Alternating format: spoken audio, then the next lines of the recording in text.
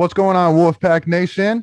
This is Layton Smith and Macon Adams giving you the 8th episode of Tuffy Talk. We're so excited today to really just, first of all, just kind of review NC State athletics in general right now. There's a lot of sports going on, a lot that has happened, especially this past weekend that we're going to kind of talk about. And then we'll get into some other things. So with that being said, let's go ahead and get this thing started.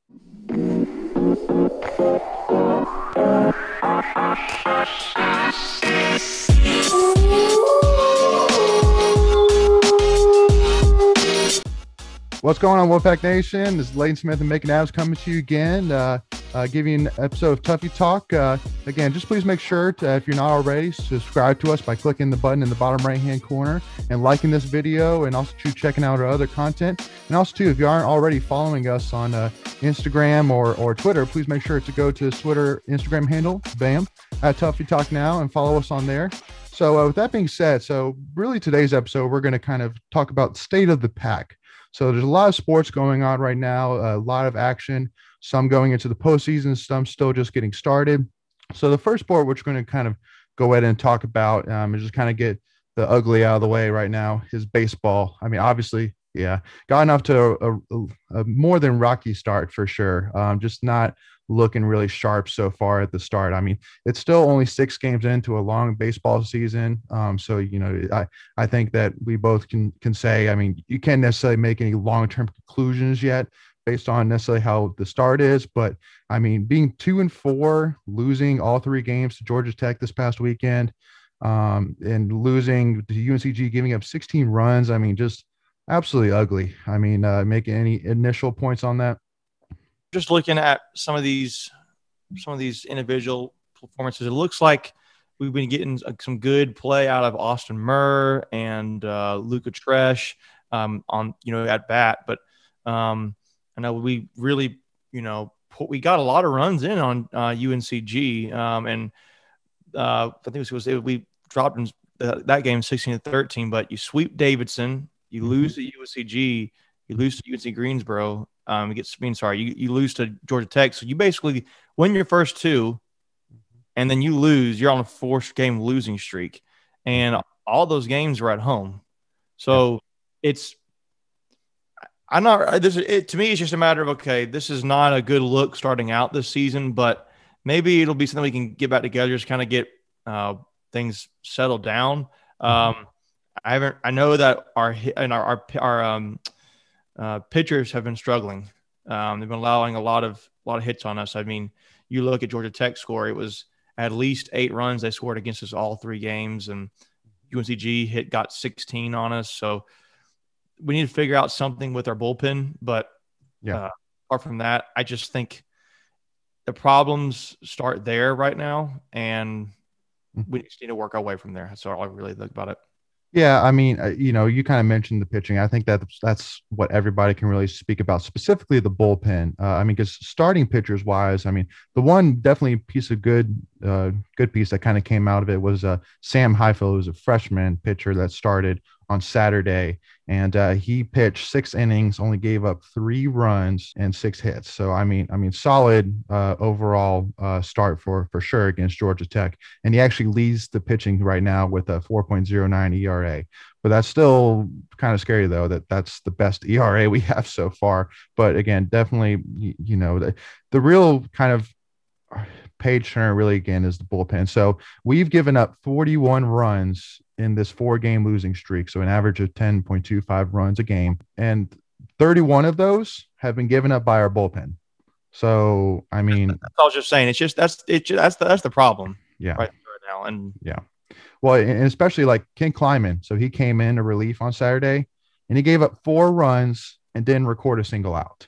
Which, I mean, again, yeah, I mean, that's a terrible appearance for sure. But the issue is, I mean, you're going to have guys that are going to have those bad games, those off days, and we got to have the bullpen to put somebody else in there and still pick up the slack, and still finish strong, And right now, I think all of us are really looking, going, who do we go to right now? Like who? Like besides our starters, I mean, who do you really go to right now? I mean, Ken Kleiman hasn't been doing great. I mean, I know Baker Nelson, Dalton Feeney, they got in there and just, weren't we're doing well. And David Harrison was, has a 5.4 ERA so far. So again, I think that's definitely the biggest question mark for sure for the future that we're definitely gonna have to figure out.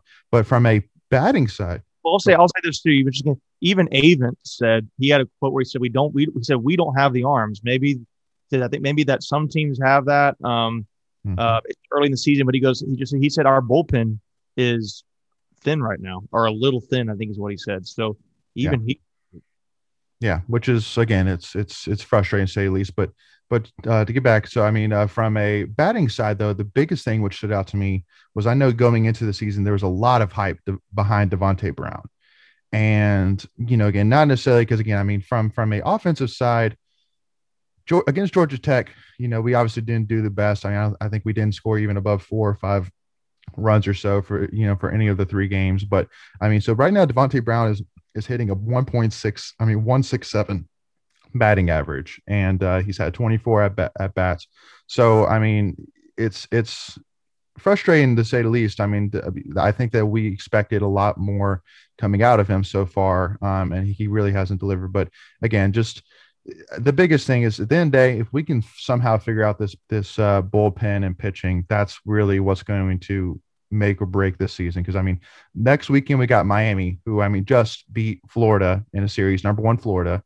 So right. I mean, they're going to be tough. And then right after that, you got Coastal in one game in a midweek game, and then you got Louisville. So I mean, we got a tough stretch coming up. So it's time to put up or shut up, honestly, right now. I mean, otherwise it's just going to get ugly.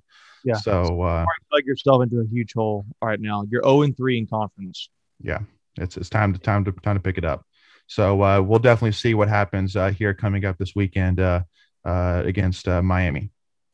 All right, so now we'll kind of switch into men's basketball. So again, going from the bad to the, I mean, awesome. I mean, I think all of State fans right now, Macon is super pumped right now. I mean, being on a 4-game winning streak, winning 5 out of the last 6. I mean, it's definitely obvious that I think Keats is shown and the team has shown that they just don't give up. I mean, they have really stepped up to the batter's box. Ironic there, and and it really just, I mean, hit a home run so far. I mean, it's been a great turnaround. I've been excited because now my hopes are up and I'm ready to get hurt again, kind of thing. But it's to me, the biggest thing is the emergence of the freshman. If we were going to have any success, that's what it had to have been. Mm-hmm. And when you have Hayes in particular right now, but more as well. And then I'm tell you what, I'm gonna say right now, I think Sebron's the X factor on this team. Mm-hmm. I mean, he's an athlete like we don't have right now, and his minutes have gone up dramatically. And he doesn't do. I mean, like, to me, if that dude can just figure out a jump shot, and he's going to be really tough to guard. But when you look at the Virginia game, I think the freshmen combined with Hayes, Moore, and Sebron combined for over 80 minutes, I think, and they combined, I think they scored 28 points, I think was the number. Mm-hmm. So, and the game was 68-61 at Virginia. That's one game I'm talking about. That's almost half your scoring came from those 3 freshmen, which is huge. Mm-hmm. But I'll tell you something else, though. I was listening to one of our other podcasts, and actually, in this case, it was Inside Pack Sports, and they were talking about, if you can have those freshmen that play like that, they play well. But if you don't have those seniors stepping up and playing the way they have been, particularly Funderburk, you're not going to be able to win those games either. You can't count on the freshmen to be that good every single time. But like for DJ, I think he had 14 points, 6 rebounds for the Virginia game. And then for the Pitt game yesterday, he had 13 points and what was the number? 13 points and 3 rebounds. But his scoring has been consistent. And Helms had a double-double yesterday. It was 15 and 10 and 5. He had 5 assists, 1 steal as well. I'm just really, like I said, I'm very proud of the team. It's probably good to put it right now. Very proud of the freshmen in particular. They didn't hang their heads down. They just took it and ate it, and just it was like, okay, we're going to just let this be, and or not let it be. We're just going to just we see what this is, and we're going to run with it and change. We're going to put in the work to make this better. and they have. And now they've put themselves in a position to where, you know, there is a conversation of what could be. Like, you know, maybe they've now played themselves. Maybe they haven't played themselves in the NCAA tournament. No. Maybe they played themselves into NIT. But to be back at like, was it 8-8 in the conference is awesome, because 2 weeks ago it was like 4-8. Yep. And now you got to go play Notre Dame on Wednesday, who you should be favored in that game. And then you got to play your last game at home against Virginia Tech. And that should be a revenge game, because they beat you guys. They beat us, I think it was like 72-58, I think was the score last time. Yep. On senior day. In front of fans. Right. Mm-hmm. I really think they have a shot to make something out of a season that was looking like it was going to be garbage after all these COVID stops, and after all of the after losing Daniels, and I'm really proud of this team. So I'm going to ask you, Layton, let's say State wins against Notre Dame on Wednesday, and they win against Virginia Tech. And they're 16th ranked team right now. They'll be 10-8 in the conference. And what would that overall record be? It would be 14-9. 14-9 on a COVID year. Okay. Mm-hmm. Where do you think State stands in postseason if they were to win out the regular season? Yeah, well, so it's funny you say that, because I actually yesterday on our Twitter actually put out a poll asking fans what their thoughts were. And so 14% said that it would take us making to the quarterfinals to get in. 34% said it would take us going to semis.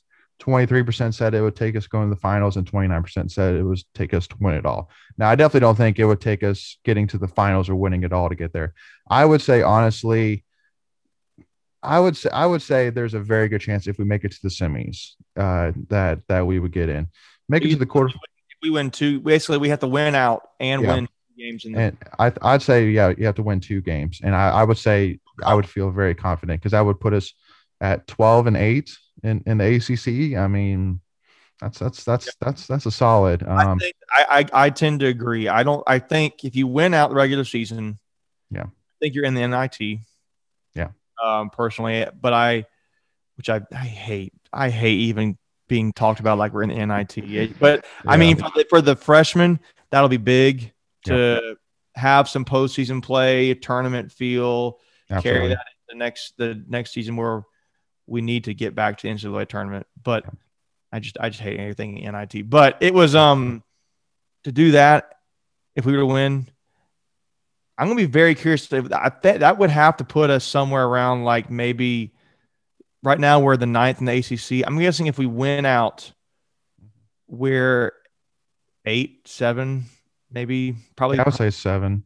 Maybe 7. Yeah, somewhere in there. Middle of the pack. So I had this discussion with somebody. I was like, would you rather be an 8 or 9 seed playing against the 1, or a 10 seed or a 7 seed? Which would, you would think, but being an 8 or 9 seed is like the worst spot to be, I feel like. I don't know. Well, I mean, I think for us, I would say honestly in the ACC, besides Florida State, who, I mean, I know they lost to UNC, so I mean, it's kind of now tough to say what was going on with them. Does many ACC teams really want to play us right now, though? I mean, honestly, I mean, we're hot. So I don't know. I think teams still look at our team and think, we won't. To be fair, the teams we've been beating, minus Virginia, have been the bottom feeder teams. So that's something. But at the same time, State has found their mojo, and I don't know. There's a hotter team, win streak wise right now than State in the ACC. Well, because what I'm saying is, I mean, if you finish out and you're going into the ACC tournament on a 6-game winning streak, I mean, no matter what, again, that's ACC teams. You're on a 6-game winning streak. That matchup, going against Florida State, I'm not really sure who I would be. I'm not really scared of anybody else, really. We just beat Virginia. Now, they had a down shooting night, but I'm not really scared of Virginia. No. Carolina's kind of starting to figure things out. Yes. So maybe them a little bit. Duke's starting to figure things out. Matthew Hurt's playing really well, and he has the whole season, but he's but the team's starting to figure it out around him. Yeah. I'll tell you a team who I would not want to play right now is Georgia Tech. Yeah. Moses Wright for Georgia Tech could win ACC Player of the Year. He probably should. If Champagny could have an argument too for Pittsburgh, but I really think Moses Wright, I think he just the other day he scored 30 points. And Jose Alvarado for Georgia Tech, those are older guys. I would hate to have to play them. So, but apart from those guys in Florida State, Clemson doesn't scare me. Syracuse doesn't scare me. That's bad. That's about it. Yeah. So, I mean, I definitely see us, depending on how our trajectory goes, we could definitely see a definite potential of at least winning 2 games, hopefully winning that 2-game mark that we expect to need to get into at least on the very high side of the bubble for the NCAA tournament. But you got to take care of business. You got to take care of business with Notre Dame too. You can't just absolutely pass and then totally forget Notre Dame. No, absolutely not. Absolutely not. I mean, that's without saying. So, but we'll see how it goes when we get there. All right, so now we'll transfer into women's basketball, which is another very bright spot. I mean, obviously, right now we're sitting at number 2 in the country. Only have 2 losses, sitting at 17-2 overall. Right now we have 4 players averaging double digits in points. Alyssa Cunane, Jakia Brown-Turner, Kayla Jones, and Jada Boyd. Jada Boyd just got announced as the 6th woman of the year. So that was a huge pat on the back for sure for her. Definitely it should be interesting to see. Now we got the ACC tournament here starting on Wednesday at Greensboro North Coliseum. We are going to be playing our first game on Friday at 6 p.m. against the winner of the Virginia Tech, who's a 7 seed versus number 10 Miami, or the 10 seed Miami. And so it should be interesting. And then assuming we win that game, then we would play more than likely Georgia Tech, who's the 3 seed, who we actually beat 84-75 at Georgia Tech. And then we would play more than likely either Florida State or Louisville on Sunday. So, I mean, that's pretty much more likely going to be the road. But, I mean, again, it's super exciting to think of the potential that if we can win out and face Louisville, and if we pull off that win, I mean, that puts us definitely as a 1 seed in the NCAA tournament, which is crazy. I don't know if we've been there before, but that is a huge accomplishment. Should put us in a great standing to make a postseason run. Say again. Westmore is a winner. Oh yeah. I mean, God, I mean, he's 11-0 at home again. I mean, that's, I don't know what our home record's been, but I know Westmore wise, I mean, he's killed it at home, which is huge to say. So how far do you think this team can go? I mean, in terms of ACC wise, I mean, what would hold them back, I guess is probably a good way to put it.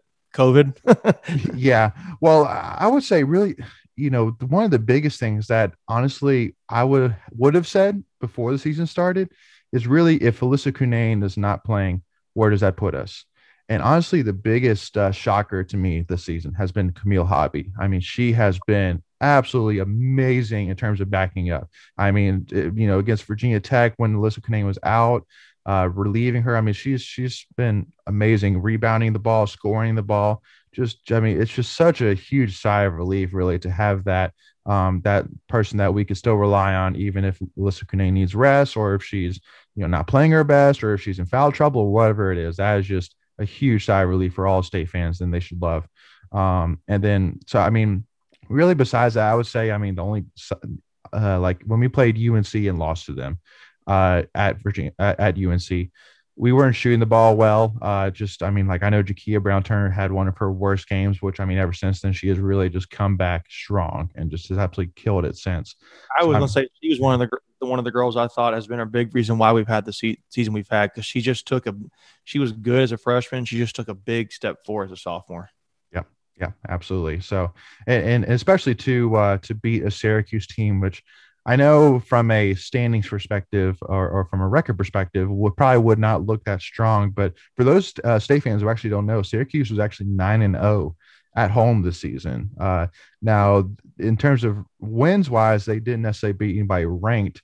But again, it still is interesting that, I mean, obviously they did well and valued winning at home. So, I mean, home was against us. Exactly. So I mean, it's a great way to for I mean, it's still a solid win to finish the season where only two ACC teams as of right now are ranked in the top 25. Now, again, I still wouldn't sleep at all. Again, assuming we play Virginia Tech first game. I mean, again, I know that's one of our losses, and even when we beat them the other time, it was still a close game and nail biter for sure. So I mean, definitely we're not going to overlook them by any stretch of the measure. And then Georgia Tech's been playing really well as well, has some solid wins. So it's definitely going to be a tough road still. And assuming that more likely Louisville takes care of business against Florida State this year and doesn't, flop like they did against them last year, that Sunday game, I know me and my wife were going to be there at that game. And I mean, that atmosphere is going to be crazy. I mean, it's going to be such a tough, hard game because, Louisville's going to be ready for us. But we also know what we need to do in order to get the win. So, again, it's in terms of winning it all. I mean, I would say Texas A&M, even though South Carolina lost to Texas A&M yesterday, I still wouldn't overlook South Carolina by any stretch of the measure. Definitely look for them to bounce back. UConn. Yeah, UConn's there. There's still a lot of opportunities there now. Do I think that we could easily, have the possibility of getting to an Elite Eight? The Final Four? Oh, absolutely. I mean, I definitely see that in the cards for sure. I just feel like I feel like maybe our biggest enemy is just having a bad shooting night. Yeah, I mean, really, and I mean, just staying healthy, just staying within ourselves, and just take care of business. Do what we do. It's really that simple. We have the talent, we have the depth, to go as far as we need to. But again, I mean, at the end of the day, I mean, if we can come out with a back-to-back ACC title. I mean, at least make it to a Final Four. I mean, that's only, I think, the second time ever the state would have ever been to a Final Four. I mean, how could any state fan not be absolutely thrilled with that? I mean, a national championship, I think, would be great. But I mean, you're still getting Alyssa Cunnane back next year. You're still getting, I'm totally blanking. Raina Perez. Yeah, Perez back. I mean, you're still getting Kia Brown Turner in it. I mean, so I mean, it's the sky's the limit for this season, but it's going to be that way for at least the near future. I'm telling you. So exciting to see, but definitely looking forward to seeing how we do starting this week, and definitely make sure, state fans, if you haven't already, make sure to buy tickets quick. I know from what I saw that the tickets were going fast, but definitely would love to see you guys there safely to support in the state for sure.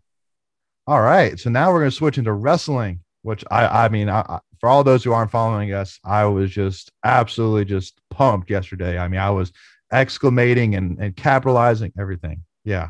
I mean, I was just, it was such a big day yesterday. And I mean, to really highlight, first of all, for those that don't know, the final team standings, we had 89.5 team points. Virginia Tech had 65.5 points. So that means that between us and the second place team, which was Virginia Tech, we were winning by 24 points, which is crazy. We were just whooping the other teams. Oh, I mean, it was crazy. Now I know that Virginia Tech was missing one of their best wrestlers due to a shoulder injury. But I mean, still, even if he would have won it all, we still would have won pretty handily for the most part. I mean, we had 6 wrestlers go to the finals. 5 of them won. I mean, which is crazy. I mean, to think about. I mean, that literally half of the way. Brothers, you got Bullard, you got Drake Wilson, and the other one was Deontay Wilson. Deontay Wilson, that's right. Yeah, I mean, so literally half of the weight classes we had ACC individual title in, which is, I mean, a great accomplishment. And I mean, obviously, I think we were all a little disappointed at the end that Camacho couldn't have his revenge match after losing in such a tough fashion in the dual meet against Virginia Tech earlier this year. But I mean, still, I mean, it was such a close match. And I mean, to say that I definitely foresee them meeting again in the NCAA tournament, possibly even in the semifinal championship area. I mean, hopefully by then, that's when he can get his revenge when it matters for a national championship.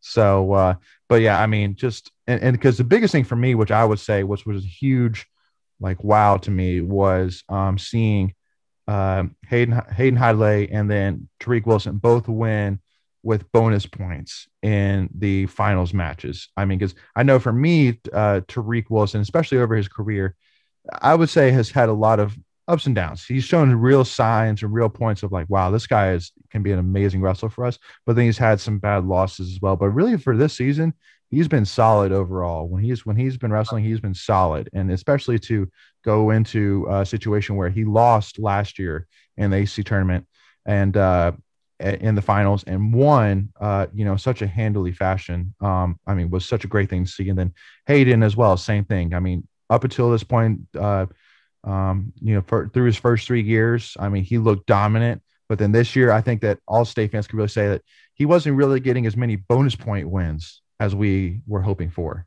And so for him to, again, kind of establish himself again as that dominant wrestler in the weight class, I think really squares up well for obviously winning 4 straight ACC titles, which is only the 10th wrestler to ever do it. Yeah, that's insane to think about. And I mean, especially more likely you expect that he's going to come back and take advantage of the 5th year. And you could argue that he's in that discussion, I would say now, as being, is he one of the best athletes state has ever had? I definitely I would love 4 ACC titles, never lost. That's what LeVar Ball would say. Yeah, I would definitely say, state fans, definitely comment below. Let us know what you think in terms of where Hayden Hadley stands in terms of greatest athletes of all time, because I definitely agree. He's in that conversation.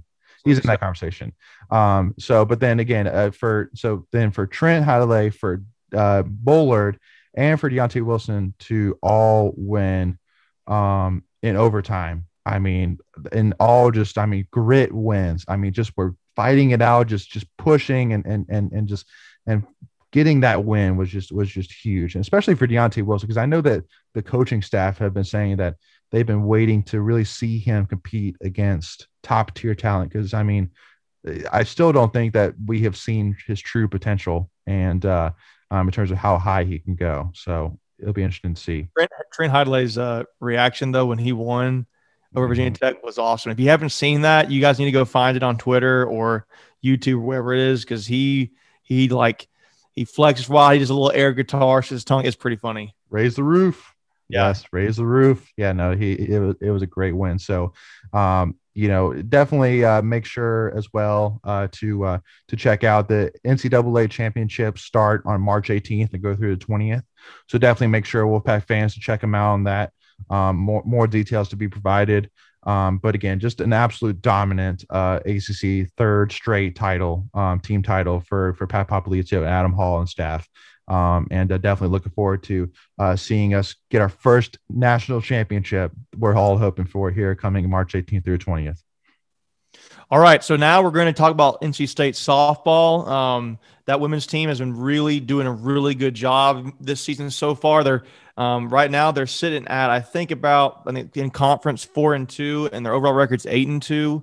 Has put them about like 80% win percentage. And when you look at their games, their schedule so far, Leighton, they had their series canceled against Longwood to open up the season, but since then they've gone 2-3. They've won the series against Boston College and Louisville. And I'd say those last 2 games they played against, or at least the last game they played against Louisville, that was a really close game. They lost that game in the last inning where it was tied 4-4 and went to the 7th inning, and Louisville got that last run in at the bottom of the inning. So that was really close. But then they swept 4 games Gardner-Webb, which is what you want to see a team do like that, who's going to just take care of business. But this team has been looking really, really solid so far. They bounced back. Boston College, they lost that first game, but they just bounced right back and took care of business. What do you think? Yeah, so I mean, just to kind of throw off a couple stats real quick that kind of really stood out to me when I was looking at the stats so far this season. So for NC State, so far this season, we have an average batting average of 307, and the opponents were giving up an average batting average of 194. So a clear difference there in terms of offense wise. I mean, how we're excelling on the offense side, but also to holding on the defense side. And then another one as well is that we've actually had 18 home runs. So basically 1.8 home runs per game so far, and only giving up 4 home runs total in 10 games, which is because I know for Coach Swift, I know that she really focuses on the home runs and really just swinging for the fence. And so to see that was great. And then the biggest one, which really stood out to me, was so we've given up only 15 earned runs in 10 games, which pitching wise, we've been dominant so far. I know. Basically, that's like a little over 1 run a Yeah. game. Yeah, earned run and because total runs we're giving up 23, but I mean I think earned runs really is more of what I focus on, and yeah, so I mean it's great to see us again start off with 2 solid series wins against Louisville and Boston College, and we've had a couple of shutouts so far against like Gardner Webb, so I mean it's off to a great start so far for softball, and definitely exciting to see how far this team can go. And because I know there's a lot of Sams on this team, 3, if I'm not mistaken, Sam Grass, Sam Sack, Sam Russ, and all of them have had their highlight plays so far this season. So if you haven't seen those, Wolfpack Nation, definitely go check them out. They are home run hitters and playmakers. So definitely make sure to support them. Anything else really stand out to you, Macon? No, I mean, I just think this team was finished they were picked to finish about middle. I think it was 8th in the ACC. Yep. It's a middle of the road team, but they seem to already be showing kind of a sign that they're kicking butt right now. And that's what you want to see. So they might exceed expectations right now. So this might be this sound to me when I look at this on paper, what the preseason expectations were, and I look at how they're playing right now. This could be a really fun team to watch and get out to go to a game and go see. They're doing really well. Yeah, absolutely. And then just to kind of finish off, rattling off again, there's a couple other sports right now we kind of want to touch on. So women's tennis so far. I mean, I know they were ranked number 9 heading into this past weekend, and they lost to number 5 FSU this past Friday, but still are 6-2 overall and 1-1 in conference with wins over number 14 South Carolina, number 18 UCF. So definitely look forward to seeing what they could do the rest of the season. And then women's soccer, they are actually undefeated so far. They're 4 wins, 1 tie. And us two will be starting ACC play against Wake Forest on March 20th at 1 p.m. So definitely make sure Wolfpack Nation to follow them as well. And we'll definitely see what stands for them. I know they've done really well so far under this new coaching staff. So definitely look forward to seeing where they go. Swimming came off to a heartbreaking finish, unfortunately, for the ACC tournament. They both finished second. Men only lost by 2 points, 1181 to 1179. So just heartbreaker there for sure. But again, I mean, we'll still see what they got to do in the NCAAs. Braden Holloway is still doing his thing. Giving both swimming programs to top 10 right now in the country. So we'll see where they finish in the NCAAs. And the last one is gymnastics. I mean, gymnastics has gone 11-3, 4-1 in conference. Because for those state fans who don't know, for gymnastics, we actually aren't in the ACC. We're actually in the EAGL. So that's with teams like Towson, still Carolina, but like also too like New Hampshire, and Temple. So we've gone 4-1 in conference, and we're actually tied right now with first in the regular season. We actually go against New Hampshire here coming up to figure out who's going to win the regular season title. So definitely we'll look forward to see if they could finish out strong and win that regular season title. That'd be big for Coach Kim Landers for sure. All right, so to end this episode, we're going to go to Tweet of the Week. I know we haven't done this since our first episode, so we wanted to bring this back since so much NC State stuff happened, especially yesterday on Sunday. So, Macon, what's the Tweet of the Week this week, my man? Honestly, dude, I felt like there was no other option. There was no better option than just to highlight 3 straight ACC championships for NC State wrestling. Mm-hmm. That tweet where they have the we are the Alpha Wolf, and they've got the 3 trophies there, and they just about 3 straight ACC championships. When you got 5 out of 6 individual championships, it's basically it has become, I would argue, a dynasty in the wrestling program. And sure. I mean, the only other real competition right now is Virginia Tech in the conference. I mean, Carolina's been pretty good, but State's just whooping butt right now when it comes to postseason stuff, and at least in the ACC. And I just think you got to highlight that for just the 1 week tweet. This is the one. Well, especially in response, because I'm sure a lot of State fans have seen how Virginia Tech, after they beat us in the duel to win the regular season title, they posted saying, we are the Alpha Wolves, or we run the Alpha Wolves. Throw us the Wolves and we'll come back leading the pack. Yeah, something like that. Yeah. So to see that kind of a response was hilarious. But yeah, I mean, especially too, I mean, because for a lot of State fans too have seen, I mean, Virginia, Pittsburgh, I mean, the ACC in terms of programs, they're not bad programs. No, yeah, I mean UNC, I mean they're strong. I mean for sure. I mean it's going to be a tough conference, and so to win during a time where I think the ACC has been definitely by far stronger than it ever has been, and honestly only maybe second toughest conference to maybe the Big Ten with Iowa and Penn State. Is a huge accomplishment for Pat and Coach Hall and the staff. And I mean, as young as they are, just like you said, I completely agree. Dynasty. I mean, I do not see us stopping anytime soon. So what else are we going to call it?